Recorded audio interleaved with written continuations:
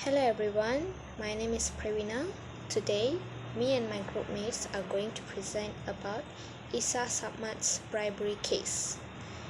My groupmates are Octavia, Patricia, Shania, Shamira, Sharifa, Nurul Izalia, Sharifa Nur Zahira, and Nurul Shifa Husna. We are going to explain about bribery that we found in Kuching. Bribery can be defined by offering or accepting of any gift, loan, payment, reward, or advantage of personal gain. One of the bribery cases that we found in Malaysia was Tan Sri Muhammad Isa Abdul Samad case. He was a former chairman of Felda in Kuching. He was accused of accepting bribes about Rm 3.09 million. The High Court sentenced him to prison for 6 months.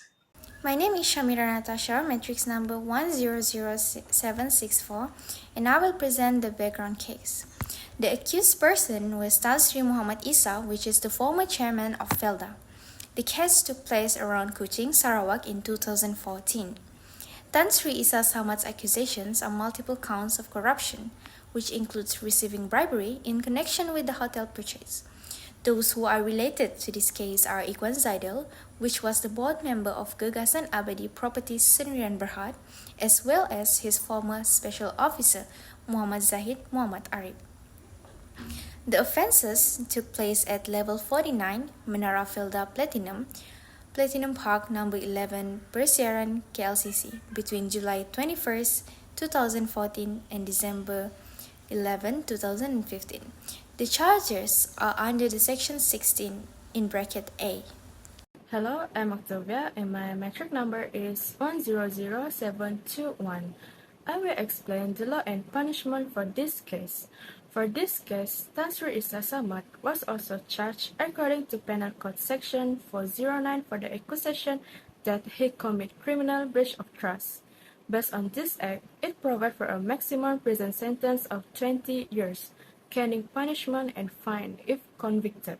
Based on the court decision made by the judge Datuk Muhammad Nazlan Muhammad Ghazali, Tan Sri Isa Samad faced a 6-year prison sentence for each charge, making a total of 54 years and a fine of 15.45 million ringgit. Failing to pay the fine will make him be in prison for 18 years.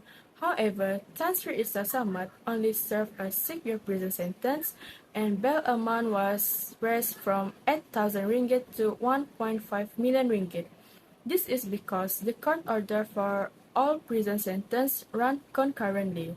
The court also said that he needs to report to the nearest police station every first day of the month until the appeal is complete.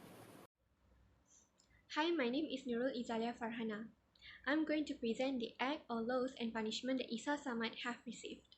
Tan Sri Isa Samad was found guilty to 9 charges of corruption and convicted to 9 bribery charges of Rm 3 million.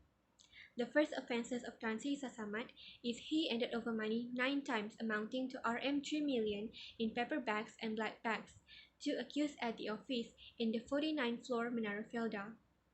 The act or laws for these offences is Section 16, Clause A, Paragraph A of the Malaysian Anti-Corruption Commission Act 2009. It can also be punished according to Section 24, Clause 1 of the same Act. The punishment based on this act is maximum prison sentence of 20 years and a fine not less than 5 times the amount or value of bribe, or Rm 10,000 whichever is higher. Hello, my name is Shania. So now I will be explaining some factors that leads to Isa Samad's bribery case. So the first factors that leads to his bribery case of Isa Samad is greed and desire. His alleged involvement in bribery is fueled by a personal craving for financial gain that has tempted him to misuse public resources that are available to high-profile government officials like himself. The second factor is abuse of power. As a prominent government figure and former Felda chairman, Isa Samad may have been exploiting his position because he felt entitled to manipulate established system for his own personal enrichment. The third factor, which is the last one, is vulnerability of system and a lack of oversight. So, Isa Samad could have taken advantage of gaps in auditing and financial control processes, exploiting systemic weakness and a lack of oversight. This provided him with opportunities to engage in corrupt practices without immediate detection or consequences. So that's all from me. Thank you. Hi, my name is Nurshifa Husna, and I will be sharing about the implications that took place upon this bribery case. First, the most obvious implications are the ones that were faced by Isa Samad himself. Isa Samad had to fulfill his sentence as well as pay for the fines as per procedures. Not only that, by committing bribery, Isa Samad faced heavy criticism and his reputation was harmed. Aside from himself, his organization also faced implications that was brought by this case. As Isa Samad was the former chairman of Felda in Kuching, his organization was somehow mentioned several times during his trials. In addition to that, former secretary of Felda was also called to give statements during his trials. Upon this, Felda's reputation also was tarnished. Lastly, a corruption will affect the nation. In Isa Samad's case, it is suggested that Malaysians are not above corruption. Due to this, nation's economy and democratic system was undermined. Hello everyone, my name is Patricia Leno and I will share to you 5 ways to overcome bribery and corruption. The first way is we need to expose about corruption and bribery and its impact and risk towards the society, especially among the youngsters. And the second way is we need to always update our anti-bribery and anti-corruption policies. The third way is we need to always ensure the gift and the hospitality meet the key criteria or guideline of the company or the organization. The fourth way is we need to always make sure we are being transparent and fair towards everyone around our surroundings or in our company. The last one is we need to report corruption and bribery concerns promptly.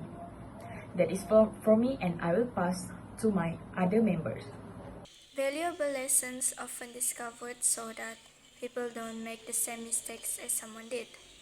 In this particular case, there is 5 lessons that can be learned. Firstly, we should mutually support one another in hard times. Nizam 2017 stated that when Isa Samad arrived at the courthouse premises after being remanded for 5 days to assist in investigations, his wife, who arrived earlier, was seen heading towards him and they embraced to show their support to one another. Secondly, we should remain resilient in facing life's challenges. Nizam 2017 stated that Isa Samad always shows calm and cheerfulness every time he arrives at the courthouse premises. For the next lesson, we should be resolute in making decisions. As an example, the High Court sentenced Isa Samad to 6 years in prison and a fine of 15.45 million ringgit Malaysia, appropriate to his bribery case related to Felda investment and corruption involving 3 million ringgit Malaysia. As stated by Azil 2021. Moreover, we must diligently fulfill the responsibilities entrusted to us. Shamsuddin 2021 mentioned that Isa Samad has settled the remaining balance of an additional bail amounting to 700,000 ringgit Malaysia at the Kuala Lumpur Court Complex by the 4th of February of 2021. The most significant lesson that can be learned from this case is that we must consistently speak the truth. Let us not emulate the example of Isa Samad, who initially faced charges of breach of trust and 9 counts of bribery, where he pleaded not guilty to all charges, according to Mokhtar, 2021. Assalamualaikum and hi! I'm Sharifah Nuzahira binti Said Ahmad, 100988. In conclusion, we can learn that bribery and corruption can have more consequences for the people and companies who are involved, and it also can break the trust among the Malaysians. The bribery of Isa Samad serves as a prime example of the complex effects of injustice. Isa Samad will suffer a 6-year prison sentence in addition to financial fines, which will have a major negative effect on his reputation. The trial exposes possible misbehavior within the organization, Felda, and damages the organization's reputation. The case has wider national implications, highlighting the seriousness of such offenses to the nation's economy and democratic system, and indicating that even well-known individuals are susceptible to corruption. This case serves as a sharp reminder that charges of corruption and connections to corruption can have far-reaching implications, hurting both persons and organizations, regardless of guilt, signaling that even the most prominent are not immune to corruption activities. That's all from us. Thank you for watching and listening.